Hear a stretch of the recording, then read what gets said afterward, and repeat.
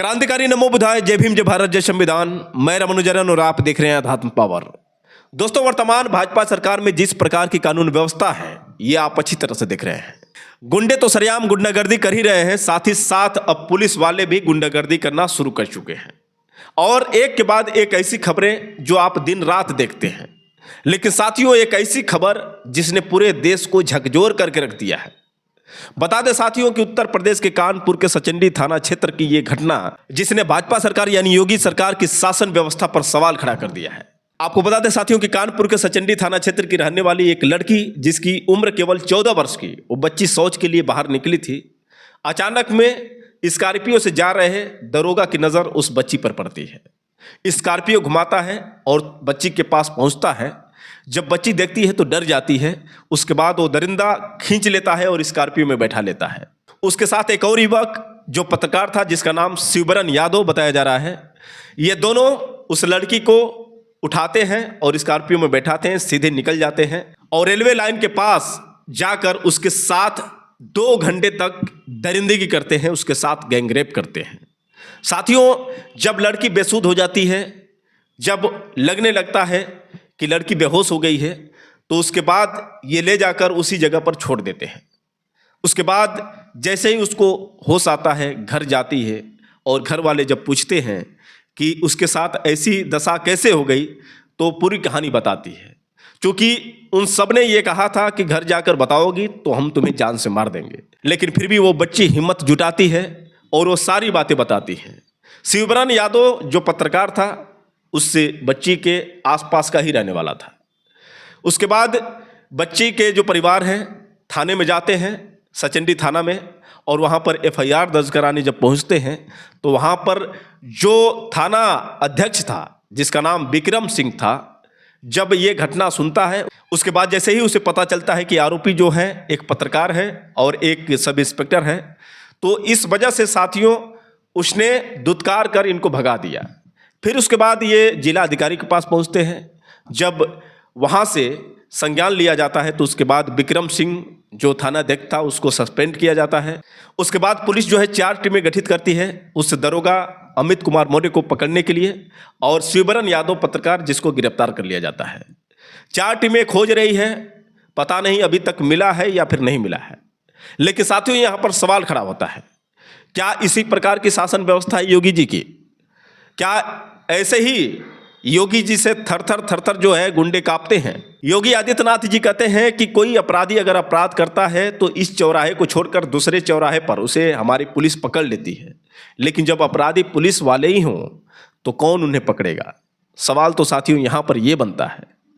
दरिंदगी का शिकार हुई वो बच्ची न्याय की भीख मांग रही है।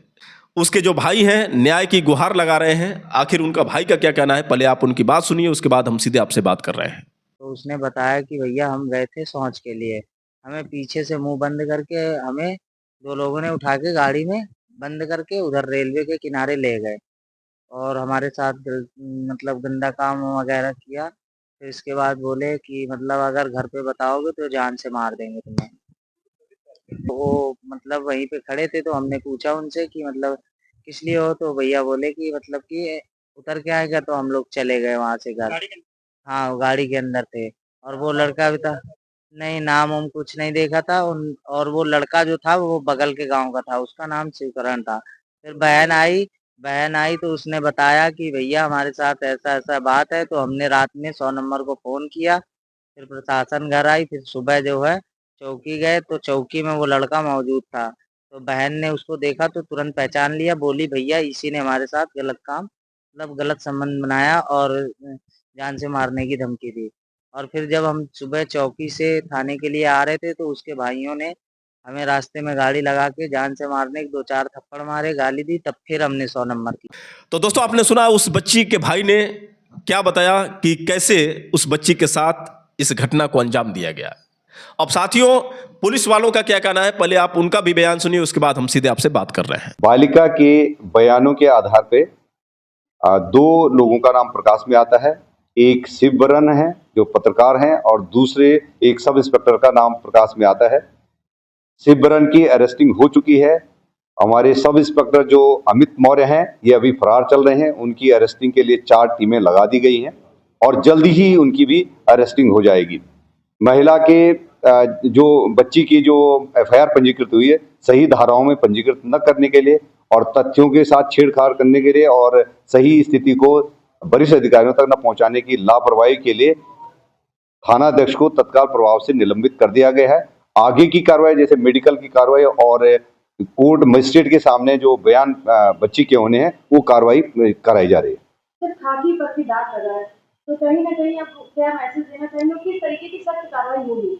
ये खाकी में एक व्यक्ति था जिसकी विकृत मानसिकता है, उसके द्वारा एक घटना कारित करना प्रकाश में आया है। ये आरोप लगे हैं। खाकी लोगों की सुरक्षा करती है और एक व्यक्ति जो विकृत मानसिकता है उसके द्वारा ये घटना कारित की है। खाकी हमेशा लोगों की सुरक्षा ही करती है और जो जिसके द्वारा ये घटना कारित की गई तो उसको कानून का जो दंड होता है, कानून के हिसाब से उनको दंड दिया जाएगा। सर, किस थाने में पहुंचे थे और कितने लंबे समय से रहे थे वहाँ पर? ये सचिंडी थाने में थे, वहाँ पर चौकी इंचार्ज भी थे और किन्हीं कारणों से कुछ दिनों पहले इनके वहाँ से दूसरे थाना पर स्थानांतरण कर दिया गया था और इनकी वहाँ से रवानगी नहीं हुई थी और ये अपने साथी के साथ जो परिचित एक पत्रकार थे उनके साथ गाड़ी में गए थे। ये गाड़ी भी हमारे कब्जे में आ गई है। यद्यपि पत्रकार का ये कहना है कि हम बिल्कुल निर्दोष हैं, यही सब इंस्पेक्टर का भी मानना है कि हम निर्दोष हैं, लेकिन बच्ची के बयानों के आधार पे हमारे जो हमारी टीम वरिष्ठ अधिकारियों द्वारा जांच की जा रही है, तो इनके आरोपों के जो आरोप लगाए गए हैं उन आरोपों की तरफ इंगित कर रही है हमारी जांच। इसीलिए जो पत्रकार हैं इनको अरेस्ट कर दिया गया है और सब इंस्पेक्टर की भी बहुत जल्दी गिरफ्तारी हो जाए। तो दोस्तों, आपने सुना किस तरह से पुलिस का जो बयान सामने आया है कि जो आरोपी हैं वो मना कर रहे हैं कि उन्होंने अपराध किया है, लेकिन हमने परिवार के हिसाब से अपराध को संज्ञान में लिया है और एक को गिरफ्तार कर लिया है, दूसरे को हम पकड़ने की कोशिश कर रहे हैं। देखते हैं कब पकड़ में आता है। अब साथियों, आपने ये तो घटना सुनी, लेकिन अब एक और ऐसी दिल दहला देने वाली घटना मैं आपको सुनाने जा रहा हूं, जिसको सुनने के बाद आप कहेंगे कि क्या ये सरकार जो कर रही है वास्तव में दलित हितैषी का जो नाटक करती है वो है। चलिए साथियों, मैं आपको बता दूं कि उत्तर प्रदेश के मेरठ जिले के सरदना थाना क्षेत्र की ये घटना जिसने पूरे दलित समाज को हिला कर रख दिया है। आपको बता दें साथियों कि एक महिला और उसकी एक बच्ची जो गन्ने की छिलाई करने के लिए खेत में जा रहे थे, अचानक में 4 आतंकवादी जो ठाकुर बताए जा रहे हैं, जो योगी आदित्यनाथ की जाति के हैं, वो सब आते हैं और बच्ची को उठाकर ले जाने लगते हैं। माँ जब देखती है तो माँ की ममता उसे बचाने के लिए दौड़ पड़ती है, लेकिन उन दरिंदों ने गड़ासा से उसकी माँ की सर पर इस तरह से हमला किया कि वो लहूलुहान होकर गिर गई। आनन फानन में वहाँ के लोग हॉस्पिटल में लेकर जाते हैं, लेकिन अंततः वो माँ बची नहीं। अंततः उस दलित बेटी की माँ इस दुनिया को छोड़कर हमेशा हमेशा के लिए जुदा हो गई। साथियों, इसके बावजूद अगर पुलिस प्रशासन कोई कार्रवाई नहीं करती है, इसके बावजूद योगी सरकार की आंखें नहीं खुलती है, तो फिर आप अंदाजा लगा सकते हैं साथियों कि किस प्रकार की शासन व्यवस्था है। आपको बता दें साथियों कि यह घटना जैसे ही सुनने को मिली थी भीम आर्मी चीफ चंद्रशेखर आजाद को, तो उन्होंने अपने एक्स अकाउंट पर पोस्ट करते हुए लिखा था, उत्तर प्रदेश के जनपद मेरठ के थाना सरदना के ग्राम कपसाड में आज सुबह लगभग 8 बजे दलित महिला पर जानलेवा हमला किया जाना तथा उनकी बेटी का अपहरण किया जाना एक अत्यंत पीड़ादायक एवं दंडनीय है। दलित महिला एवं उनकी बेटी खेत में गन्ने की छुलाई के लिए जा रहे थे। इसी दौरान आतंकवादियों द्वारा रास्ता रोककर बेटी का जबरन अपहरण करने का प्रयास किया गया। विरोध करने पर पीड़िता मां के साथ जाति सूचक शब्दों का प्रयोग करते हुए गाली गलौज की गई तथा फरसे से सिर पर जानलेवा हमला किया गया, जिससे वह मौके पर ही बेहोश हो गई। गंभीर रूप से घायल मां को मेरठ के ही हॉस्पिटल में भर्ती कराया गया है, जहां उनकी स्थिति अत्यंत गंभीर बनी हुई है। हम प्रकृति से प्रार्थना करते हैं कि वे शीघ्र स्वस्थ हों। इस घटना के बाद आतंकवादी बेटी का अपहरण कर फरार हो गए, जो कानून व्यवस्था पर गंभीर प्रश्न खड़े करता है। यह घटना केवल एक आपराधिक कृत्य नहीं, बल्कि बहुजन समाज के विरुद्ध जातिगत हिंसा और महिलाओं की असुरक्षा के प्रति अपराध का भयावह उदाहरण है। हम यूपी गवर्नमेंट से मांग करते हैं कि आतंकवादियों की तत्काल गिरफ्तारी की जाए, SC/ST अत्याचार निवारण अधिनियम सहित सख्त धाराओं में मुकदमा दर्ज हो, अपहृत बेटी की शीघ्र व सुरक्षित बरामदगी सुनिश्चित की जाए, पीड़ित परिवार को सरकारी सुरक्षा, उचित मुआवजा और न्याय प्रदान किया जाए। CMO ऑफिस माननीय योगी आदित्यनाथ। तो यहाँ पर भीम आर्मी चीफ चंद्रशेखर आज़ाद ने जो पोस्ट किया है, कल का पोस्ट है। उसके बाद बहन कुमारी मायावती ने भी पोस्ट किया। आखिर बहन कुमारी मायावती ने उस पोस्ट में क्या लिखा था, चलिए मैं आपको सुनाता हूं। जैसा कि आप देख सकते हैं कि बहन जी ने क्या पोस्ट किया है कि यूपी में मेरठ के सरदना थाना अंतर्गत दलित मां की हुई हत्या तथा बेटी के अपहरण की ताज़ा घटना अति दुखद, शर्मनाक एवं चिंतनीय। महिलाओं की इज्जत आबरू से खिलवाड़ और फिर हत्या आदि की घटनाओं को सरकार पूरी गंभीरता से लेकर दोषियों के खिलाफ तत्काल सख्त कार्रवाई करे, ताकि आपराधिक तत्वों को ऐसे घृणित कार्यों से आगे रोका जा सके। सरकार खासकर महिला सुरक्षा के मामले में समुचित ध्यान दे। तो यहाँ पर बहन कुमारी मायावती का जो पोस्ट है आपने देखा। अब साथियों, आपको बता दें कि जैसे ही ये दोनों पोस्ट किए, हमारे जो शीर्ष नेता हैं उसके कुछ घंटे के बाद यानी कल रात को ही उस दलित बेटी की मां ने दम तोड़ दिया, दुनिया को छोड़कर हमेशा हमेशा के लिए चली गई। एक अपनी बेटी को बचाने के लिए मां गई और उसको किस तरह से दरिंदों ने मौत के घाट उतार दिया। बेटी जो है अभी उसका कुछ पता नहीं चल पाया है, बेटी कहाँ पर है, किस हाल में है, वो दरिंदे उसको नोच रहे हैं, क्या कर रहे हैं, ये तो जब जानकारी मिलेगी तब पता चलेगा। लेकिन साथियों, जिस प्रकार की ये व्यवस्था है, जैसे लगातार दलितों पर अत्याचार हो रहे हैं, हमारे दलित बहन बेटियों के ऊपर जिस तरह से शोषण किए जा रहे हैं, और लगातार शोषण होने के बावजूद गुंडागर्दी रुकने का नाम नहीं ले रही है, न्याय मिल नहीं रहा है, क्योंकि सरकार भी वैसी ही है। हाथरस का वो कांड कौन भूल सकता है साथियों, जिस तरह से दिन दहाड़े उस बच्ची के साथ गैंगरेप हुआ, उसकी ज़ुबान तक काट ली गई और आज भी उसका परिवार इंसाफ मांग रहा है। अभी वो दरिंदे जो खुलेआम घूम रहे होंगे उनको सज़ा नहीं मिली। क्या इसी तरह से हम उम्मीद कर सकते हैं कि आने वाले समय में हमारे दलित समाज के लोग सुरक्षित रहेंगे?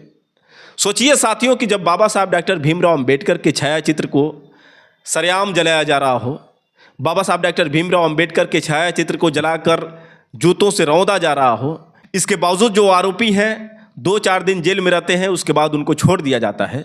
तो जब बाबा साहब डॉक्टर भीमराव अंबेडकर, जिन्होंने संविधान लिखा, जिनकी बलबूते आज पूरा देश चल रहा है, जो भारत के पहले कानून मंत्री थे, जिन्होंने 2 साल 11 महीने 18 दिन में अथक मेहनत के बाद हमारे देश को संविधान सौंपा, एक अच्छी कानून व्यवस्था दी, लेकिन अगर आज के वक्त में बाबा साहब डॉक्टर भीमराव अंबेडकर को भी लोग अपमानित कर रहे हैं, बाबा साहब डॉक्टर भीमराव अंबेडकर को भी कुचलने का प्रयास कर रहे हैं, तो आप सोचिए कि जो उनके अनुयायी हैं उनकी क्या हैसियत है, उनकी क्या औकात है, जो उनके भरोसे चल रहे हैं।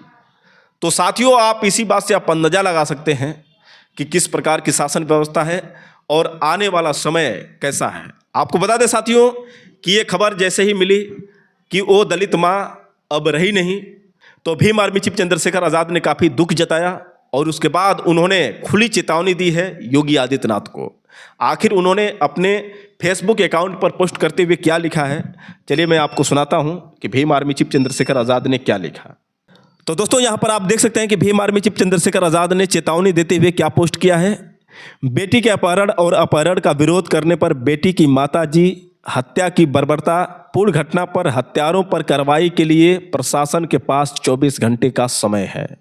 अगर 24 घंटे के अंदर बेटी नहीं हुई बरामद और नहीं पकड़े गए हत्यारोपी, तो मेरठ में ही डेरा डालकर बैठ जाऊंगा, वापस नहीं जाऊंगा। डीएम ऑफिस पर धरना देकर बैठूंगा। बेटी के साथ अनहोनी न कर दें। आरोपी गुंडे पुलिस इस बात का ध्यान रखें। क्या यही कानून का राज है? मुख्यमंत्री जवाब दें। दलितों की बहन बेटियों की सुरक्षा इस सरकार में संभव नहीं है। हम ना सोएंगे ना सरकार को सोने देंगे। बेटी को चाहिए इंसाफ भी और आरोपियों पर कार्रवाई भी। सरकार कान खोलकर सुन ले, हम अन्याय नहीं सहेंगे। तो यहाँ पर भीम आर्मी चीफ चंद्रशेखर आज़ाद ने सीधे तौर पर चेतावनी दी है कि अगर 24 घंटे के अंदर में उस बेटी का पता नहीं चला और उसके बाद उन आरोपियों पर विशेष कार्रवाई नहीं हुई, तो हम किसी भी कीमत पर सरकार को छोड़ेंगे नहीं। और सरकार को चुनौती देते हुए भीम आर्मी चीफ चंद्रशेखर आज़ाद ने यह भी कह दिया कि योगी सरकार में हमारे दलित समाज की महिलाएं सुरक्षित नहीं रह सकती हैं, ये संभव ही नहीं है, क्योंकि जिस प्रकार की इनकी शासन व्यवस्था है इससे बिल्कुल उम्मीद नहीं की जा सकती है कि न्याय जो है बहन बेटियों को मिल सकता है। अब साथियों आपको बता दें कि जिस बेटी का अपहरण हुआ और जिस बेटी ने अपनी मां को गंवाया, उस बेटी के भाई का क्या कहना है, पहले आप उस बेटी के भाई की ये बात सुनिए, उसके बाद हम सीधे आपसे बात कर रहे हैं। मेरा नाम नरसिंह कुमार है जी, कपसाड़ का रहने वाला हूँ। सुबह मेरी मम्मी मेरी बहन जंगल जा रहे थे, हम पीछे से हम भी जा रहे थे जी। उनने पहले मेरी मम्मी पर हमला कर दी थी, हम पहुंचे 3-4 जन लुंडे थे, मेरी बहन को किडनैप करके लेकर भाग गए जी। कोई हमारी सुनवाई कुछ नहीं हो रही जी। कौन सा गाँव का? गाँव कपसाड़ का है जी। हम ऐसी समाज से है जी, जाटा हूँ। वे है जी राजपूत, धमकी दे रहे जी पूरे घर को मारने के हमारे। बहन को उठा के लेके जबरदस्ती पिस्टल कान पर रख के जी। कब की बात है? सुबह 8 बजे की बात है जी, आज जी। वही 5-6 थे जी, 2 हमारी पिछाड़ में आ गए, एक पारस सोम है, एक सुनील है जी, विनोद का, राजपूत है दोनों। नोकरे जो थार पर कुछ होता है कर लियो, उसके बाप को सोच रहे थे नोकरा हमारा मुँह पाल लियो, हम तो राजपूत है जी, तो मैं कर लियो जो थार पर होगा। अपहरण नहीं जब ले गए, एक में खींच के ले गए थे जी। हाँ जी। फिर बहन कहाँ है तुम्हारी? बहन उनके पास है, मुझे पता जी, उठा कर ले गए जी बहन को मारे हुए। मम्मी हमारी सीरियस है, बहन हमारी किडनैप कर लिया जी, और हमारे घर को भी खतरा है जी। पुलिस में सूचना दी थी। अच्छा, अभी कुछ नहीं हुआ जी सुबह से जी। तो दोस्तों आपने सुना किस तरह से उसके भाई ने इस घटना की पूरी जो जानकारी है दी है। वैसे साथियों आप लोग की क्या राय है, आप लोग कमेंट करके बताएं, और हो सके तो इस वीडियो को ज़्यादा से ज़्यादा शेयर करें। फिर मिलेंगे अगले वीडियो के साथ, तब तक के लिए क्रांतिकारी नमो बुद्धाय, जय भीम।